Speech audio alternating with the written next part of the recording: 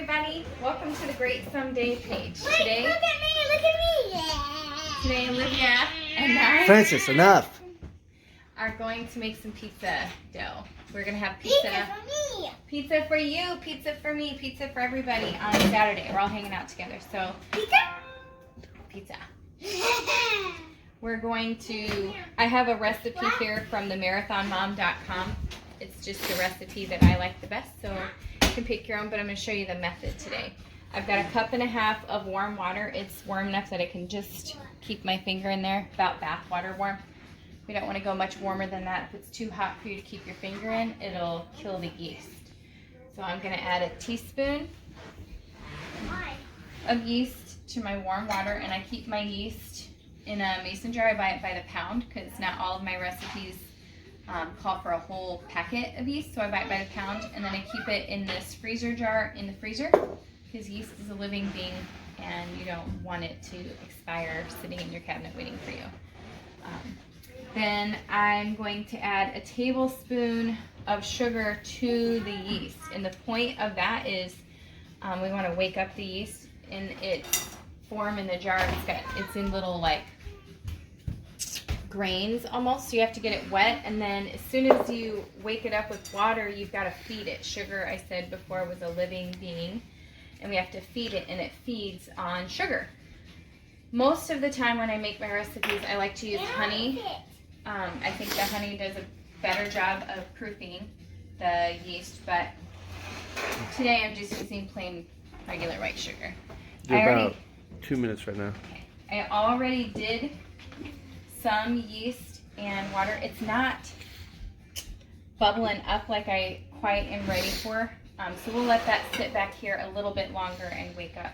While we wait for it, I'm going to put my flour in here. And I'm just using organic, unbleached bread flour. Most of the time I use all-purpose organic white flour, or I mill my own, whatever. You'll need 3 to 4 cups of flour. I'm going to start with 3, and then I'll add the 4th cup as I'm mixing. There's 2. I went ahead and fluffed up the flour before I started measuring.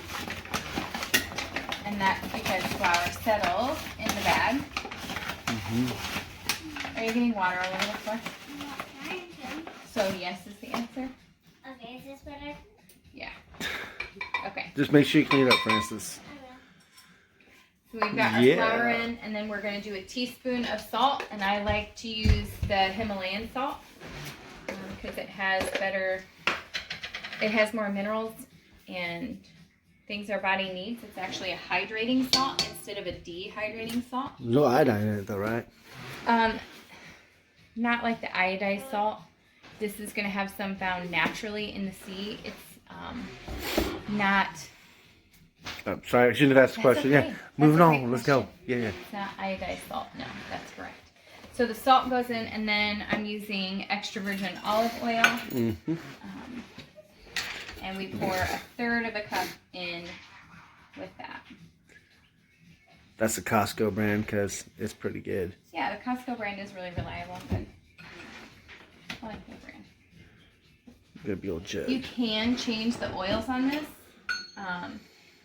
If you do, make sure that you use something that has a similar rate. So you could do avocado oil, you could do canola. I don't like to use canola or vegetable oil, but if that's what you have, that's what you have. I prefer olive oil for most everything. Then I'm going to mix the flour 4 minutes with now. the oil. That's okay. And I have a dough hook on my KitchenAid. This is just because I'm lazy. I could do this by hand, but I have KitchenAid. I don't want to.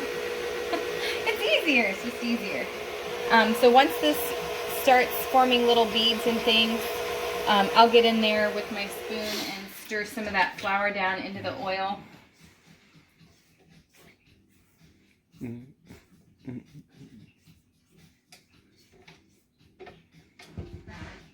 So very exciting I know watching this is less exciting. pizza dough. I know. Later we're gonna do videos with our plants. Those are fun. Yep, I think this is fun. You like to eat it. I do like to eat it. It is pretty tasty. It is a pretty tasty dough, for sure. So once it's got some crumb to it, the oil and the flour are kind of mixed together, then I'm just gonna pour my yeast in there. How long does that usually take to do? Like now, it's fine. Let's see what it looks like. Just so that when you pull it up, it starts to, you know, Starts to know they don't know, that's why they're watching. starts to hold together a little bit. And you could add your 4th cup of flour in now. I don't yet. I wait until I pour the yeast in. The yeast and water. This is not as frothy as I would like. I like it when it's got big bubbles and it smells strongly. See, I can smell it now once I've poured it. So it was almost ready. And then I'll mix this until it forms a dough. And as this is mixing, I'm going to get that 4th cup of flour. And I'm sprinkling it back down into the bag to fluff it a little. Flour settles. We should have like a picture of the recipe for them. Oh yeah. Maybe we should settle on that at the Maybe I end. could just link it in the comments. Ooh. Oh yeah. That's what you say. We'll link in the comments below. And like and subscribe and all those other catchy YouTube things to say. So now I've put that last bit of flour in, and if you watch in here, you'll watch the glutens in the flour start to stretch and pull together. That was pretty easy to make, huh? It's almost done. It's not there yet. So this dough hook is going to go and continue for about 5 minutes. And once I've got it mixed for about 5 minutes, what will happen, you'll see it starting to clump together on the hook in a ball. In the end, the sides will be totally clear. So it'll pick up all that flour on the sides? It'll pick up all the flour on the sides, and the dough hook's going to do all the work for me. My arms get to take a rest. I don't have to knead this. It's kneading it for me right now, and it's actually forming a ball really well now. We're going to continue to knead this for the next few minutes. Once we have kneaded this for a good 5 minutes, we're going to put the dough into a greased bowl. And then this is where I changed the recipe a little bit. Instead of allowing this to proof on the counter until it doubles in size, then you punch it down and press it out, I'm gonna let this rise in the refrigerator. When you allow yeast breads or anything with yeast to rise in a cool, cold environment, it slows the yeast down and it breaks down more of the difficult to digest portions of the grain. Ideally, I make 7 or 8 batches like this, and then immediately from here, I grease the inside of a plastic zip top bag, and I put them in the freezer. And I'll leave them for a couple or 3 weeks. Then I've just got pizza crust waiting on me to make supper. But during that time, even in the freezer, the dough will rise and proof. It gives it that sweet, yeasty flavor. It gives it more stretch and a chewier texture. And it also helps to break down some of that difficult to digest protein that's in grains. So it's a slow, cold soak. Today I'm kind of in a hurry for the pizza because it's Saturday and it's pizza day. So I'm making it before lunch today, and I'll proof it in the refrigerator, and I'll just do a short soak.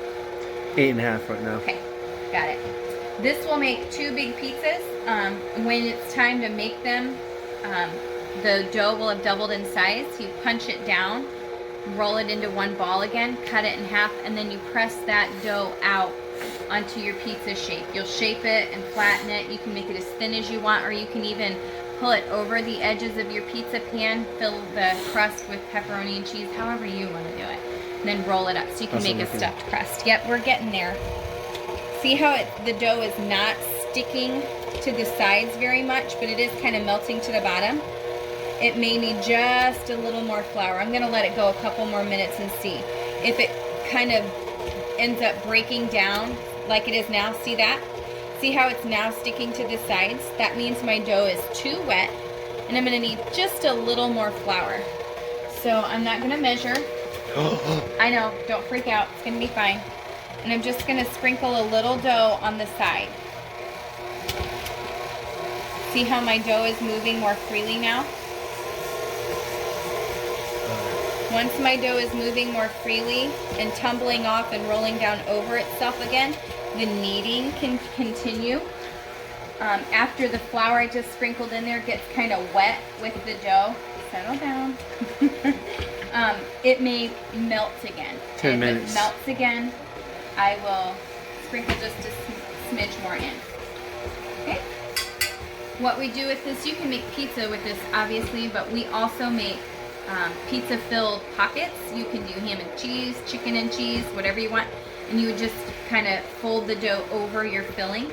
And I would make 4 balls of dough out of 1 pizza's worth. So this amount of dough will make 8 pockets. You can also make sausage rolls with these, in which case you would get 4 sausage rolls. You would divide the dough into 4, roll it out, fill it with sausage and cheese, turn it over, bake it off. You can make garlic and cheese bread, whatever you want with this. So I think this is pretty well done. When I touch it, it's not sticking to my finger very much.